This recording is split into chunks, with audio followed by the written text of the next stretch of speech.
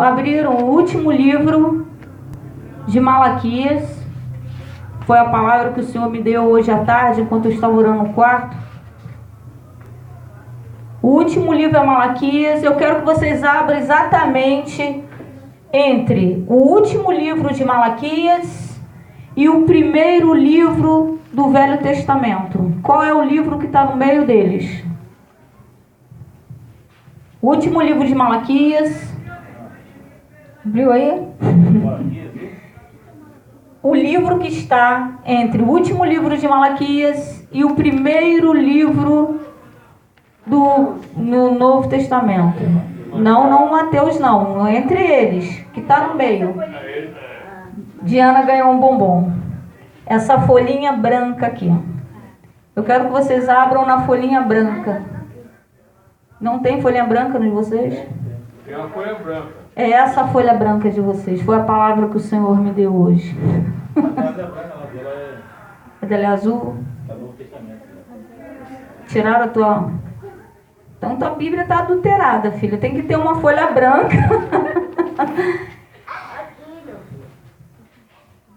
Exatamente. Então a sua Bíblia é perfeita.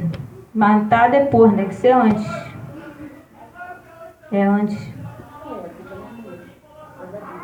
Hoje eu pedi ao Senhor uma palavra e Deus me deu essa folhinha branca aqui, que foi uma pregação há muitos anos atrás, há quase 10 anos, 8 anos atrás, onde eu fui pregar, e Deus me deu essa folhinha branca aqui.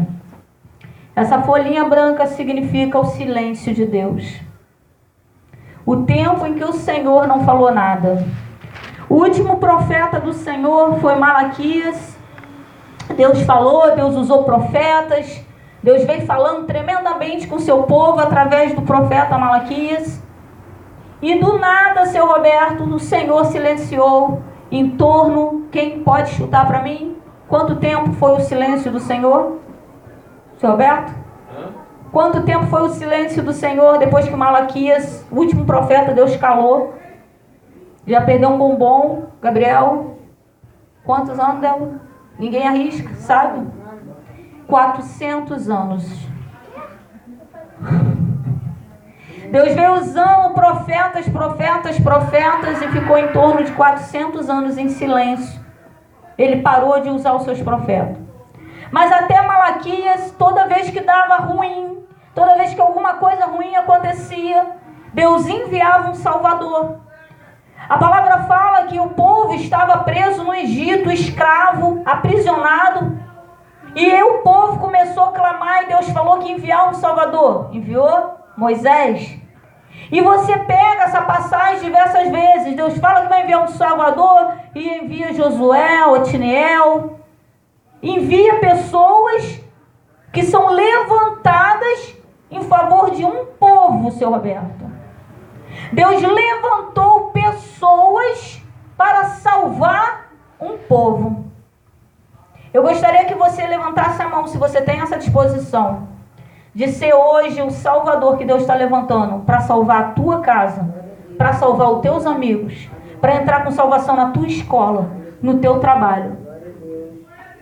Consegue entender que no meio de um clamor de um povo, Deus falou, vou enviar um Salvador. Moisés ainda não estava no ventre da mãe dele, não estava, quando Deus estava fazendo essa promessa. A palavra de Deus fala que antes que te formasse no ventre, eu te conheci. Sabe o que Deus está falando? Você não nasceu à toa. O teu nascimento era um projeto meu. O teu nascimento tem propósito. Mas como todo Salvador, Satanás se levanta para matar. Desde pequenininho, Satanás com aquela fúria para matar. Para que o projeto de Deus, o propósito de Deus não venha a se cumprir. Nós não somos qualquer um, nós não somos multidão. Nós não podemos nos conformar com tudo que jogam no nosso ouvido, que é certo e a gente engole. Não, todo mundo faz. Então vou fazer também. Todo mundo xinga, então vou xingar também, o mundo xinga. Mas se o meu nascimento tem um propósito, Satanás vai falar para você, você. Qual o problema?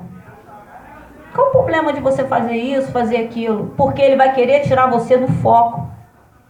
Porque toda vez que eu decido obedecer ao Senhor, toda vez que eu decido ser luz e não trevas, eu tenho autoridade para repreender o inferno. E Satanás sabe que não é qualquer um que tem essa autoridade. Todos os lugares que eu passo, eu vejo obra de feitiçaria. Para e pensa, alguém fez uma macumba para minha mãe, né? Aliás, macumba, desde antes que alguém me bata, macumba nada mais é do que um instrumento que é batido dentro dos terreiros. Então é errado a gente falar macumba, é um vício de linguagem. Macumba é um instrumento que é tocado nos terreiros. E, na verdade, teríamos que falar feiticeiro, terreiro de umbanda, terreiro de, né?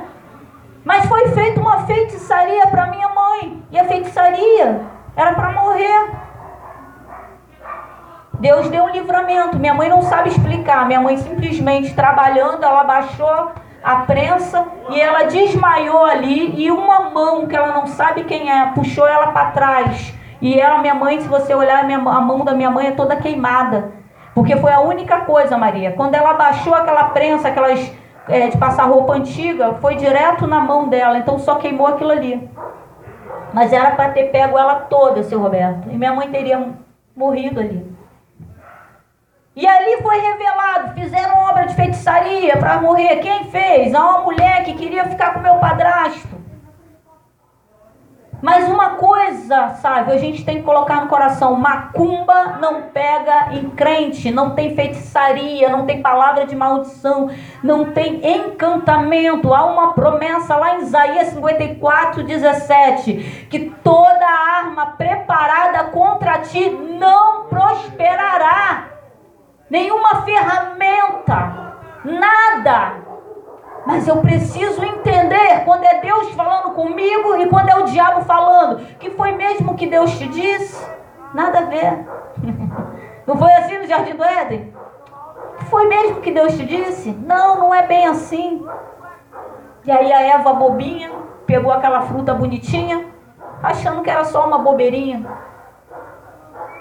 Deus quer nos levantar como Salvador. Essa folha significa a última vez que Deus usou um Salvador humano ali, e foram quase 400 anos de silêncio. Aí Deus resolveu mandar o Salvador, porque nós somos um Salvador. Há uma diferença, né? Um pode ser qualquer um. Não que nós sejamos qualquer um, mas diante de Deus, que é nós somos insignificantes. Eu não sou insignificante diante do seu Roberto, nem do seu Roberto é insignificante diante de mim. Mas diante de Deus, nós somos pó. Do quase 400 anos em silêncio, e Deus começa a falar com o seu povo.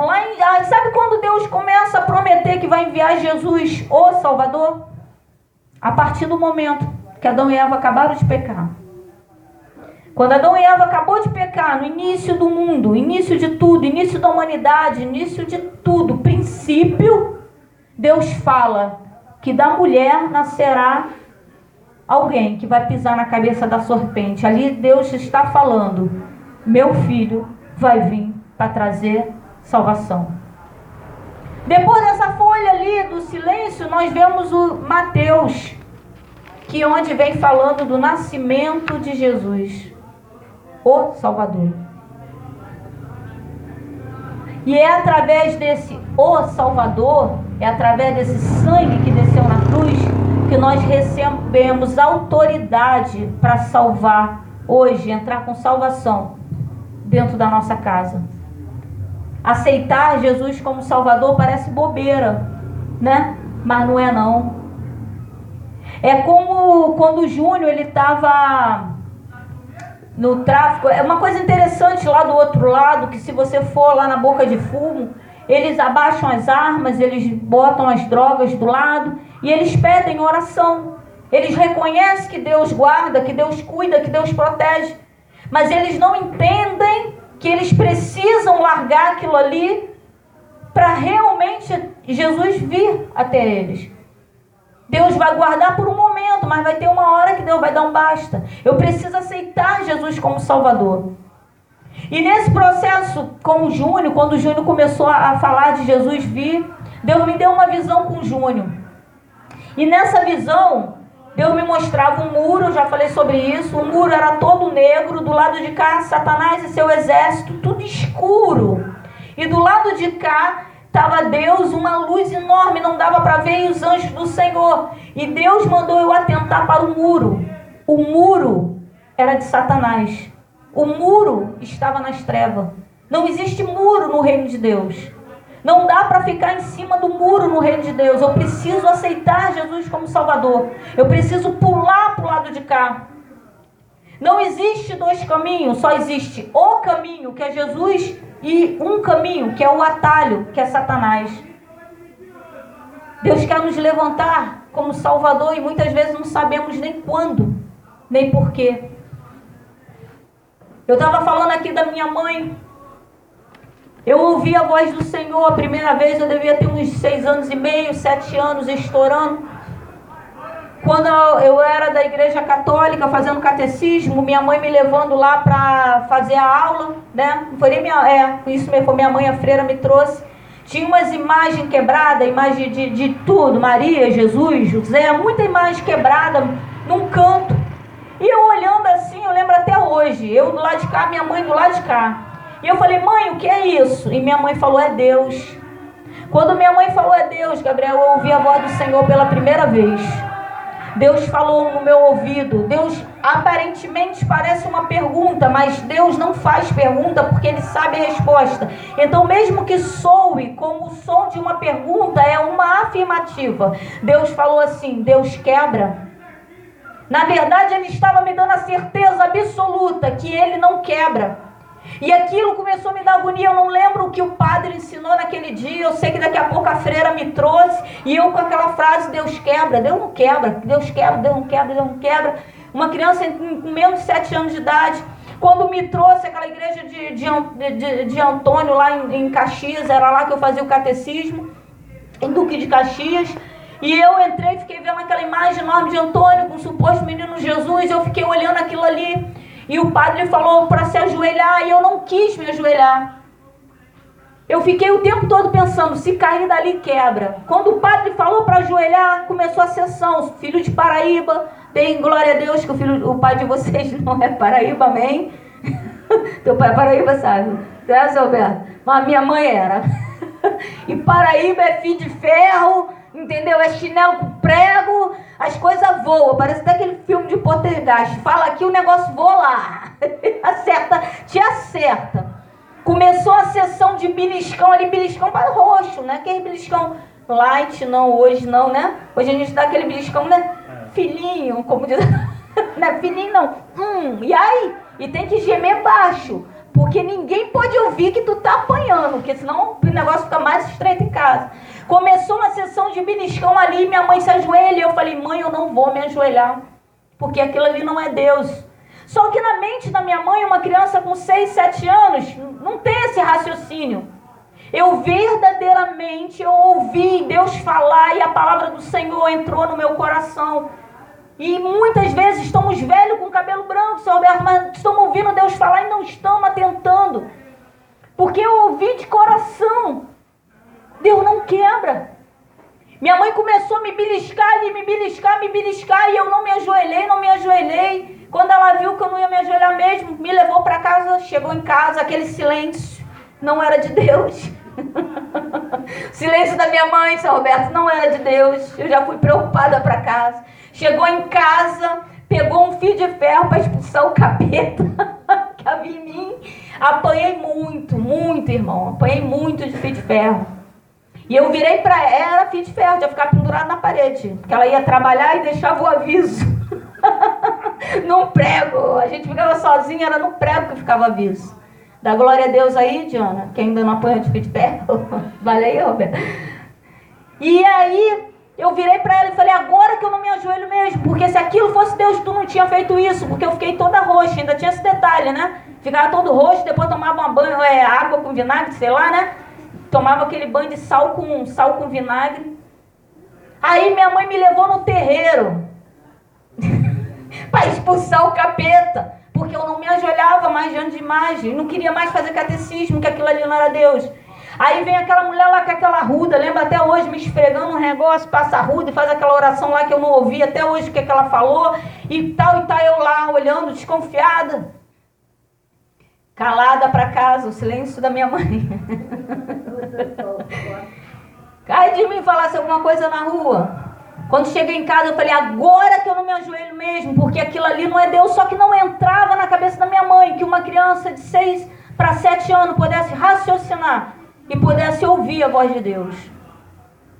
Passado alguns anos, mesmo eu ouvindo a voz de Deus, minha mãe aceitou Jesus primeiro do que eu, seu Roberto.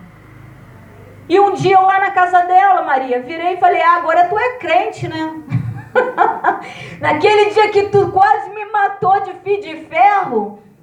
Aí minha mãe deu um risinho assim e falou, Márcia, me perdoa. Eu não sabia.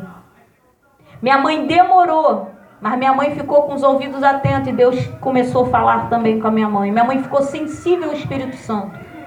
A palavra do Senhor fala, o meu povo perece por falta de conhecimento. Minha mãe não sabia ler, nem escrever, nem assinar o nome, mas minha mãe queria adquirir conhecimento. E minha mãe virou crente antes do que eu. E um dia, aos 56 anos de idade, Deus falou que ia levar a minha mãe. Só que eu não fui criada pela minha mãe. Eu odiava minha mãe. Aí o que Deus fez? Não podemos morrer com ódio no coração. A gente tem que liberar perdão. Senão a gente vai para o inferno. Eu precisava perdoar minha mãe. Aí o que Deus fez? Deus criou uma situação, seu Roberto, que eu simplesmente me apaixonei pela minha mãe. Pensa em 5 anos maravilhosos. Eu com 30 anos de idade, sabe? Deus pegou toda a sujeira que Satanás, toda a mentira que Satanás tinha colocado na nossa vida para odiar minha mãe, para trazer divisão. Deus tirou aquela sujeira toda, trabalhou. Eu vi que tudo era mentira, que tudo era engano. E eu me apaixonei. 5 anos. Maravilhosos 5 anos. Uma vez eu estava na casa da minha mãe, estava grávida, eu falei assim, com vontade de comer um cuscuz, daqui a pouco vem minha mãe com aqueles cuscuz, Maria, coisa de Paraíba, que só Paraíba sabe, aquele negócio cozinho, não, sabe, reagiu. Veio me dar na mão, que coisa linda. Às vezes teu pai e tua mãe, isso é sério, tá dando comidinha, Diana, na mão, mas amanhã pode não estar aqui para dar. Porque eu não tive isso, então quando ela me deu, eu valorizei. Eu dei muito valor. Foram 5 anos, eu não entendi que era 5 anos que Deus estava me dando de conserto. Eu fiquei tão apaixonada pela minha mãe, seu Roberto, que no dia 17 de novembro do ano 2000, quando eu cheguei do trabalho, o Júnior todo sujo num canto, eu comecei a olhar assim, foi me dando uma aflição. Morava lá no Jardim do IP, lá dentro do mato, para ir para Penha, eu teria que pegar uns 3 ônibus, Maria. E eu virei para o pai deles e para o pai do Júnior e da Stephanie, e comecei a falar, quero ir para Penha, preciso ver a minha mãe. E naquela época não tinha telefone para ligar, e foi me dando agonia, e ele falando, pô, Márcia, vai dar 10 horas, as crianças estão dormindo, até pegar o Penha Caxias, não tem, até subir o morrão, que morava lá no cruzeiro, tal, não tem, que loucura, e eu falando, eu preciso ver minha mãe, eu tenho que ver minha mãe. Era uma sexta-feira. No sábado de manhã, passei a noite, eu falei assim que acordar nós vamos para Penha, porque eu preciso ver minha mãe. Passei a noite toda suando, me batendo na cama, tendo um pesadelo, não conseguia. Quando deu 5 e pouco eu apaguei. 6 e pouca, meu cunhado Silberto, marido da minha irmã, bateu lá na porta, eu olhei e falei, como é que tá a minha mãe? Aí ele me olhou e falou, Márcia, a tua mãe tá morrendo. Tua mãe teve uma hemorragia, o cérebro dela tá tomando e os médicos não vão operar. Porque está sendo muito rápido, a sua mãe está morrendo. E ela está lá no Getúlio Vargas, eu corri. Naquela semana, sabe, eu que ouvi a voz de Deus, mas ainda não tinha aceitado Jesus, dentro da casa da minha mãe, eu olhei para o teto e eu fiz exatamente essa oração. Tu não tem o que fazer, não? Vai procurar o que fazer. Pensa, Eu agredi Deus com todas as minhas palavras, seu Roberto. Eu que amava Deus pelo que Ele era, independente dele fazer, estava ali gritando com Deus, porque eu não conseguia entender que tanta gente ruim no mundo, Deus queria levar minha mãe. Minha mãe que visitava asilo sem carro, sabe? Minha mãe pegava umas garrafas de suco. Aí um dia eu, que sempre falei muito sem pensar, falei: ô mãe, tu leva esse pouco de suco aí? Dá pra todo mundo beber ou fica uma galera olhando? Ela: fica uma galera olhando. Eu falei: então é melhor não levar, né, mãe? Pra não... Ela, em vez de não levar, sabe, passou a levar 2, morrendo, de ônibus que ela não tinha. Pão, bolo. Minha mãe fazia, ia cheio de bolsa, descia o Morro do Cruzeiro, cheio de bolo, de pão, com 2 garrafas enormes de suco, para levar para o asilo, porque descobriu que lá tinha pessoas que não tinham filhos, tinha pessoas que estavam na solidão, na depressão. E minha mãe sempre foi muito alegre, então minha mãe foi levar alegria, foi levar a palavra do Senhor. E eu orando ao Senhor, eu comecei a xingar: olha só, a mulher vai no asilo. Toda vez que eu procuro a mulher está na igreja, está lavando, está passando, eu xinguei Deus. E eu, quase 3 horas da manhã, hoje eu entendo, esse horário é espiritual, irmão. Quase 3 horas da manhã, a Bíblia da minha mãe estava num banquinho, esse banquinho existe até hoje. Minha mão fez isso, ó. Eu peguei a Bíblia e fiz isso. Aí caiu no rei Ezequias, onde Deus fala que vai acrescentar 15 anos. Aí minha oração mudou. Olhei pro teto e falei assim: já falei doce, né? Você tá me dizendo que vai acrescentar 15 anos para minha mãe? Já melhorei. Quando eu fui no hospital, Gabriel, o médico não queria falar comigo. O médico não fala com pobre chinelado. Minha mãe tava lá já no Geral de Bom Sucesso. Aí eu liguei para um primo meu que tem mais dinheiro, mais condições. Rapidinho as portas se abriram e o médico veio falar comigo. E o médico desenhou uma bola assim que seria a cabeça, outra bola assim que seria o cérebro e um ovinho que seria o aneurisma. E ele falou: esse é o aneurisma, ele estourou. E isso aqui é sangue. Aí ele começou a riscar o cérebro da minha mãe todinha. Aí justamente no tamanho da bolinha ele falou assim, o diretor do Geral de Bom Sucesso. Ele falou assim: eu tenho anos de medicina, eu tenho anos como médico, eu nunca vi isso. Simplesmente a hemorragia da sua mãe parou. E por causa dessa bolinha ela não morreu. E o médico falava, ficava esperando. Minha mãe não foi operada, sabe? Porque ficava esperando a morte da minha mãe. A gente levava ela no Geral de Bom Sucesso, o médico falava: ainda está viva? Ainda está viva. Ainda está viva. O médico falava: ela não entende. Eu provei para minha irmã. Eu falei assim: vou te mostrar que ela entende. Aí mostrei um monte de coisa. E o médico gritava: ela não entende. Eu falei: Ana Paula, eu vou te mostrar. Minha irmã chorou. Eu falei: eu vou te mostrar que minha mãe entende o que a gente está falando. E comecei a mostrar um monte de coisa e minha irmã começou a chorar, porque entendeu que o médico dizia que ela não entendia, mas minha mãe tinha consciência. Minha mãe não estava falando, mas minha mãe estava entendendo tudo ao redor, Maria. Um milagre. Depois disso, mais umas 3 vezes, Deus veio para levar minha mãe, Maria. 3 vezes, seu Roberto. Agora eu estou parando com isso, porque antigamente os outros batiam na porta e eu não estou mais assim. Eu pergunto ao Senhor. Eu botei a mão sobre a minha mãe e eu repreendi a morte 3 vezes.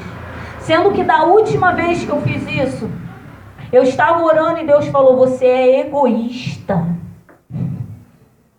Porque lá no céu, seu Roberto, não tem doença. Deus quer curar minha mãe, mas ela vai ser curada no céu, entendeu, sabe? Enquanto ela estiver aqui, essa é a condição dela. Deus está falando que vai curar, mas no céu. E Deus falou egoísta. Quando eu estava acabando de orar, minha tia Maria veio lá de uma igreja dela lá, veio andando, aí bateu aqui no portão e falou: Márcia, eu estava na igreja e a irmã da mesa de oração veio até mim e falou assim: Varoa, eu mando te dizer que ainda não levou a sua irmã por causa da sua sobrinha. Ou seja, Deus confirmando. Tem noção que eu adquiri uma unção tão grande na minha vida que eu posso até contrariar Deus? Não era da vontade de Deus deixar minha mãe nessas 4 vezes, mas eu orei, o Senhor me atendeu. Sabe o que Deus está falando hoje? Que Deus quer nos levantar como Salvador. Essa folha branca significa o silêncio, mas não significa que Deus não está trabalhando. Significa que Deus está nos trabalhando, nos capacitando para sermos como Salvador. Geralmente, quem vem debaixo de obra de feitiçaria, como nós, tem autoridade para repreender o inferno. Porque é necessário. Quando ficamos doentes, seu Roberto, é necessário uma unção de cura para sermos curados. E essa unção de cura, ela vem resplandecer em outras vidas. Ela vem ser usada. Não tem como Deus derramar o azeite dele. Nós ficamos limpos. Tá entendendo, sábio? Você é curado, mas agora a unção da cura está sobre a tua vida para ser usada para outras pessoas. Uma coisa que eu não entendo. Verdadeiramente eis aí o teu varão. Olha a confirmação. Mas amém. Vamos orar. Depois você fala. Depois eu te explico isso. Vamos orar. Eu quero pedir ao Senhor algo sobre a vida de vocês, que é algo que Deus está falando. Levantem, coloquem a mão no coração de vocês. Eu vou pedir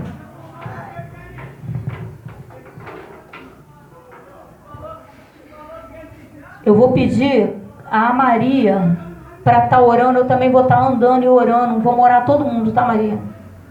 Tá podendo orar, Maria? Amém. E vamos estar orando todo mundo aqui. Porque a palavra de hoje é essa. O silêncio de Deus não significa que Ele não está trabalhando. E Deus quer nos usar como Salvador. Amém? E hoje nós vamos orar, Maria, para Deus começar a encher esses vasos de azeite.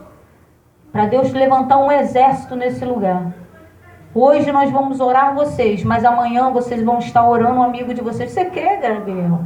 Que do meio do nada alguém vai chegar perto de você, você vai botar a mão e se manifestar, Gabriel. Tu não vai correr aqui e interromper meu café, não, hein?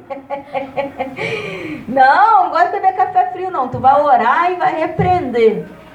Amém? Que é para isso que nós estamos aqui, para ser cheios de azeite. Amém?